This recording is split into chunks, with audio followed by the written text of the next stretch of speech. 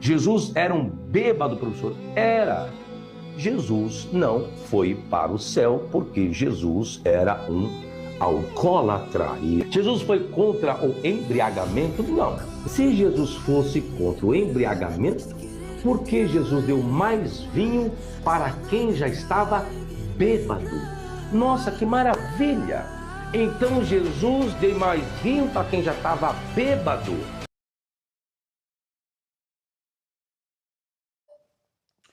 14/10/2025, 23 horas e 46 minutos. Eu sou o professor Rafael Nascimento. Bom, eu venho fazer um vídeo agora nesse exato momento e peço a atenção de todos, porque o Sabino, em seu argumento, ele disse que Jesus era um alcoólatra. Tem plausibilidade o pensamento dele? E eu te falo, sim. Todavia, eu venho trazer o contraponto referente ao que ele explicitou. Eu vou trazer o que ele supostamente falou em termos gramaticais, e eu venho trazer um contraponto referente ao que ele falou. E aí eu peço que vocês tirem suas próprias conclusões. Primeiro, qual é a base gramatical para dizer que o próprio Jesus ele foi um alcoólatra? A base gramatical para explicitar que Jesus era um alcoólatra, só para que vocês compreendam, é a palavra oinos. A palavra oinos, que significa vinho, no grego, ele normalmente tem uma significação que a gente pode trazer como vinho fermentado, e não suco de uva, como é apresentado por alguns outros teólogos. Então, alguns outros teólogos, eles afirmam categoricamente que a palavra oinos, vinho, no grego, normalmente é vinho fermentado, não suco de uva. Já a palavra metistosin, que você encontra no João capítulo 2, versículo 10, ela significa, em seu uso mais natural, ficar embriagado. Então, até então aí, vocês observam que dá respaldo ao que o Fábio Sabino falou. Oinopodes, quer dizer, você encontra-se esse vocábulo em Mateus capítulo 11, versículo 19, em Lucas capítulo 7, versículo 34. E que pode, literalmente, ser taxado como significância, como bebedor de vinho em excesso. Então, o que o Fábio Sabino alegou, gramaticalmente, é um absurdo? Não. Por exemplo, eu vou trazer umas passagens que reforçam isso daí, só para que vocês compreendam. Jesus transformou muita água em vinho. Dentro da tradição judaica, era normalmente feito na base de 120 a 180 galões. Outro ponto importante a ser evidenciado, que ele foi acusado de beberrão e amigo de pecadores, algo que só fazia sentido se realmente ele bebesse. Beleza? A última ceia que deu a origem à Eucaristia usava vinho alcoólico, não era suquinho de uva como as pessoas falam, não, era alcoólico mesmo. 1 Coríntios capítulo 11, versículo 21. Onde diz, alguns se embriagavam. E qual é a conclusão que podemos ter diante disso? Diante da linha que Fábio Sabino apresenta, Jesus tinha uma relação positiva com o vinho. Isso aí é inquestionável. O que pode ser interpretado por críticos como aprovação do consumo até excessivo. Certo? Isso aí, ele está coerente. E, de fato, o que a gente pode divergir e que eu trago à mesa a divergência do pensamento do Fábio Sabino? A base gramatical para a palavra no grego metistosin pode significar também saciar-se de bebida. Só que saciar-se de bebida não significa que necessariamente a pessoa esteja bêbada. Eu posso estar saciado de bebida, mas especificamente eu posso estar saciado e ainda não estar bêbado.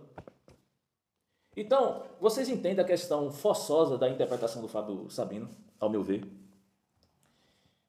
Dentro do grego a gente sabe que tem polissemia. Vocês entendem o que eu quero falar? Então, metistosin pode o indivíduo estar saciado de bebida, mas ele não necessariamente ele vai estar bêbado. A palavra oinos, que pode significar vinho de baixa fermentação ou até suco conservado, dependendo do contexto. Lembrando a todos vocês que essa possibilidade também era pequena, porque era consumido vinho alcoólico mesmo. Mas existe essa possibilidade. A acusação de ser bebedor, glutão, que é a palavra oinopotes, era provavelmente calúnia farisaica, assim como o chamado de endemoniado. Você observa lá em João 8:48. Então, qual é a base teológica que a gente pode evidenciar que contrapõe ao que o Fábio Sabino está dizendo? O vinho, nos primeiros momentos do judaísmo, o vinho era diluído em água, geralmente 2/3, 2/3, tornando inclusive difícil a embriaguez. O milagre de Caná é chamado de sinal, a palavra semeion, cujo objetivo é manifestar a glória de Cristo e não promover a bebedeira. O propósito era outro. A própria Bíblia, e Jesus seguiu literalmente ao pé da letra da Bíblia, a Bíblia condena, de fato, a embriaguez explicitamente. Você vê isso em Provérbio 21 e Efésios 5:18. Seria incoerente Jesus ele incentivar o pecado. Então, qual é a conclusão que a gente tem dessa linha? Sim, Jesus usou o vinho como símbolo messiânico, como alegria da nova aliança, mas nunca como incentivo à embriaguez.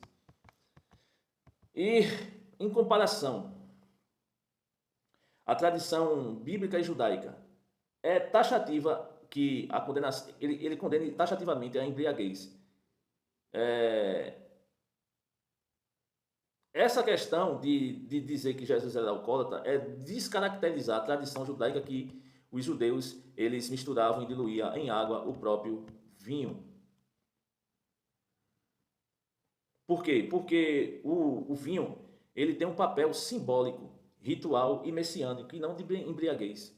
Existem várias possibilidades plausíveis a respeito da interpretação referente a isso.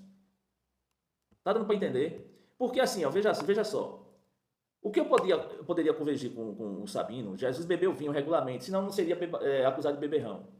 Produziu vinho alcoólico em grande quantidade em Caná, inclusive quando os convidados já estavam embriagados.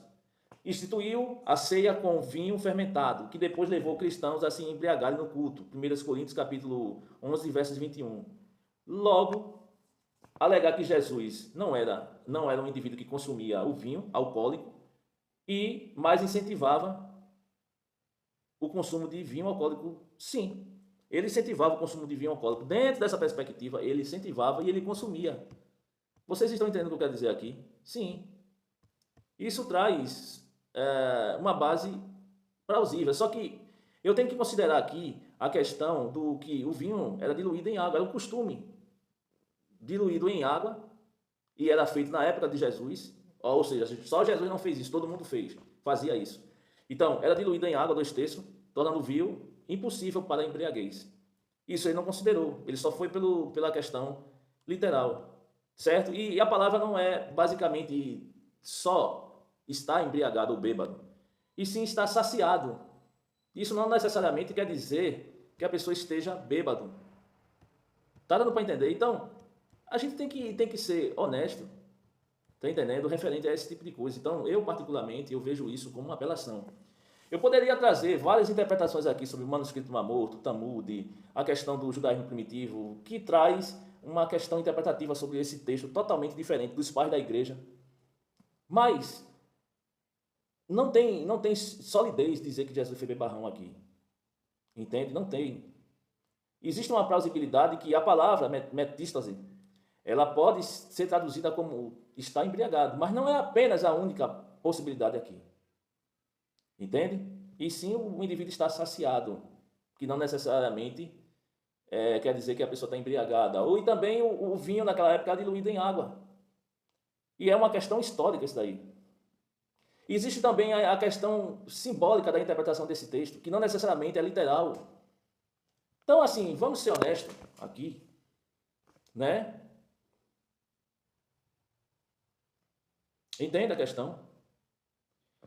A água, dentro da tradição judaica, ela simboliza também a lei, a purificação, a própria Torá.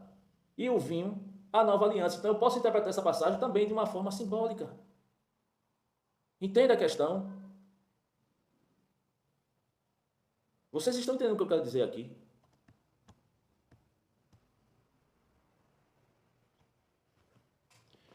Eu vou dar um exemplo para finalizar. O vinho não era bebido puro na época do judaísmo primitivo. Os judeus, na época, costumavam misturá-lo com água. Geralmente, 2 partes de vinho para 3 de água. Filon de Alexandria, judeu do primeiro século, condena beber vinho puro como hábito bárbaro. O próprio Filon de Alexandria, ele afirmou isso. Entende? Só que, diante especificamente desse simbolismo, eu posso trazer uma interpretação totalmente diferente, transformar água em vinho. Vamos lá, vamos pegar essa passagem aqui. No judaísmo antigo, havia a expectativa de que, quando o Messias viesse, haveria, primeiro, abundância de vinho. Você observa em Gênesis 49, versículo 10 ao 12. Bênção messiânica de Judá, que lavará o vinho da sua roupa. A transformação da realidade, ou seja, a água comum para o vinho de excelência. Ou seja, eu poderia interpretar essa passagem como nova aliança simbolizada pelo cálice. E qual o respaldo que tem isso? Jeremias 31, versículo 31 ao 34.